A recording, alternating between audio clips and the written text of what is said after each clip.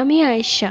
এই ঘটনাটা শুনেছিলাম আমি আমার খালামণির কাছ থেকে। আমার খালামণি তখন হোস্টেলে থাকতো। 4 তলার একদম শেষের রুমটা খালামণিকে দেওয়া হয়। খালামণির সাথে আরেকটা মেয়েও ছিল, ওর নাম ছিল রূপা। খালামণি প্রায় লক্ষ্য করতেন তার রুমমেট বেশিরভাগ সময় অসুস্থ থাকতো, ঠান্ডা জ্বর লেগেই থাকতো। এক পর্যায়ে শরীর এত পরিমাণ খারাপ হয়ে যায় যে সে তার বাড়িতে চলে যায় কিছুদিনের জন্য। এতে খালামণিকে পুরো রুমে একাই থাকতে হবে। ওইদিকে আমার খালামণি একটু ভীতু স্বভাবের, তাই তার রুমমেট রূপা চলে যাওয়াতে খালামণি বেশ ভয় পেত। তো একদিন রাত 1টার দিকে খালামণি ঘুমিয়েছিল, হঠাৎ করেই দরজায় কেউ নক করছে।